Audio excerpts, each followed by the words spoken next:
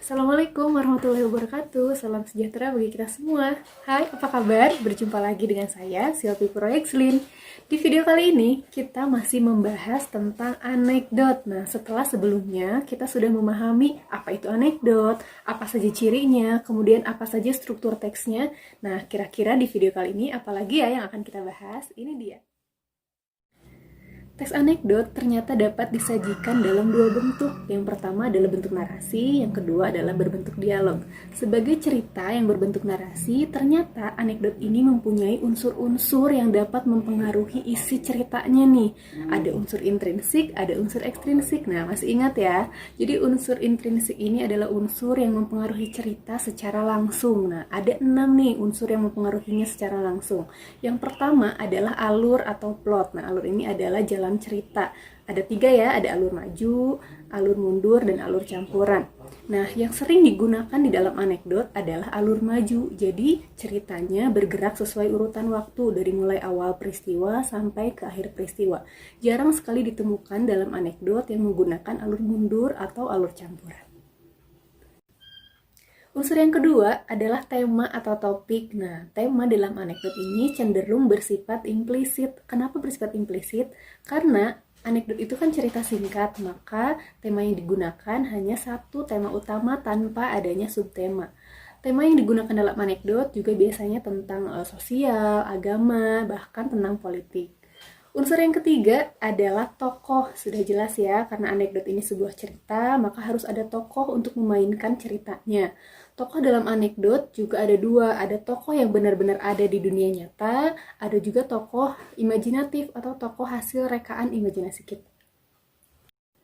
Unsur yang keempat adalah sudut pandang atau point of view. Nah, sudut pandang merupakan cara suatu anekdot diceritakan nih. Sudut pandang ada 3 ya, ada sudut pandang orang pertama, sudut pandang orang ketiga, ada sudut pandang campuran.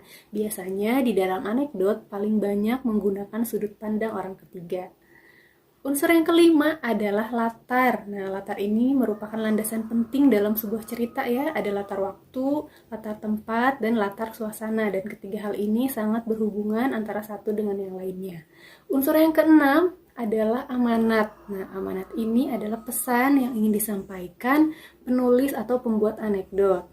Tapi biasanya tidak mudah nih menemukan amanat di dalam teks anekdot karena biasanya amanatnya muncul secara tersirat. Tapi kalau kalian menyaksikan anekdot secara lisan, misalnya kalian menyaksikan stand up comedy, nah amanatnya disajikan secara langsung di bagian akhir ceritanya. Sementara itu, unsur ekstrinsik adalah unsur-unsur yang mempengaruhi cerita secara tidak langsung. Misalnya, adanya pengaruh sosial di masyarakat sekitar. Nah, anekdot akan dipahami apabila masyarakatnya tahu kondisi yang sedang dibahas di dalam ceritanya. Atau misalnya seperti ini, saat kalian menonton film komedi yang berbahasa asing, walaupun ada terjemahannya, kadang-kadang kita tidak tertawa atau kita merasa tidak ada yang lucu di film tersebut. Nah, itu disebabkan karena kita kurang paham dengan kondisi yang sedang dibahas di dalam film tersebut. Nah, sama halnya seperti anekdot, ketika masyarakat kurang paham atau tidak tahu kondisi yang sedang dibahas, maka kemungkinan besar isi anekdotnya akan kurang tersampaikan secara baik. Selain narasi, anekdot dapat disajikan dalam bentuk dialog. Nah, ciri anekdot berbentuk dialog, di dalamnya terdapat banyak menggunakan kalimat langsung. Masih ingat ya, ada kalimat langsung, ada kalimat tidak langsung. Kalimat langsung adalah kalimat yang dikutip langsung dari pembicaraan seseorang yang sama persis dengan apa yang dikatakannya. Nah, cirinya ada 3. Yang pertama, diawali dan diakhiri dengan tanda petik. Ciri yang kedua, setelah tanda petik, huruf pertama ditulis menggunakan huruf kapital. Ciri yang ketiga, antara pembicara dengan apa yang dibicarakan dipisahkan menggunakan tanda titik 2. Videonya belum berakhir ya, tapi sebelumnya jangan lupa untuk like, comment, share, dan subscribe. Nah, tadi kita sudah membahas tentang anekdot dalam bentuk narasi, anekdot dalam bentuk dialog. Nah, sekarang kita akan membahas tentang kebahasaan yang ada di dalam anekdot. Nah, apa saja ya kebahasaannya? kita lanjutkan penjelasannya. Sekarang kita lanjutkan dengan kaidah kebahasaan di dalam anekdot. Ada 5 ya. Yang pertama, kaidah kebahasaannya adalah menggunakan bahasa sehari-hari. Di dalam anekdot, bahasa yang digunakan bukan bahasa Indonesia baku atau bahasa Indonesia yang sesuai dengan kamus KBBI. Nah, tidak ya. Dalam anekdot, bahasa yang digunakan adalah bahasa santai, bahasa ngobrol sehari-hari. Tujuannya adalah agar pesan yang ingin disampaikan lebih dapat diterima oleh masyarakat kita. Contoh, misalnya ada penggunaan kata aku, kata gue, kemudian enggak. Nah, seperti itu. Itu boleh digunakan dalam teks anekdot.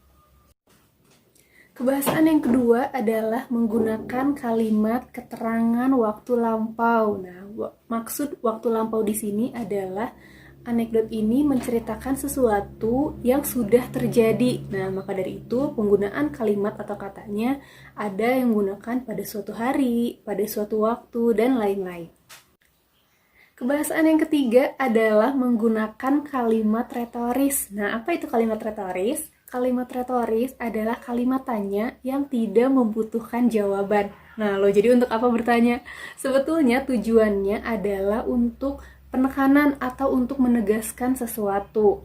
Contoh, misalnya ada kalimat tugas pelajar itu untuk belajar bukan? Nah, itu adalah contoh dari kalimat retoris. Di sana, maksudnya adalah untuk menegaskan bahwa tugas pelajar itu adalah belajar, bukan untuk bertanya apa itu tugas pelajar. Nah, seperti itu ya, jadi untuk menegaskan sesuatu. Kemudian kebahasaan yang keempat adalah menggunakan kata kerja, aksi, atau verba material. Masih ingat tentang kata kerja ya? Kata kerja adalah kata yang artinya melakukan sesuatu atau melakukan suatu tindakan. Contohnya misalnya mencuci, memakan, seperti itu ya, dan lain-lain.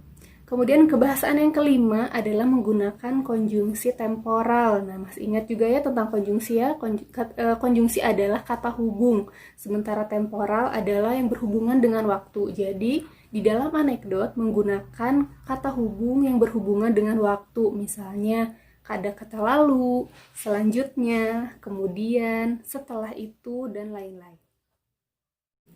Nah, jadi itu tadi ya kebahasaan yang ada di dalam anekdot. Tadi ada 5 ya. Yang pertama adalah menggunakan bahasa sehari-hari. Yang kedua adalah menggunakan kalimat keterangan waktu lampau. Yang ketiga menggunakan kalimat retoris. Yang keempat menggunakan kata kerja aksi. Dan yang kelima menggunakan konjungsi temporal.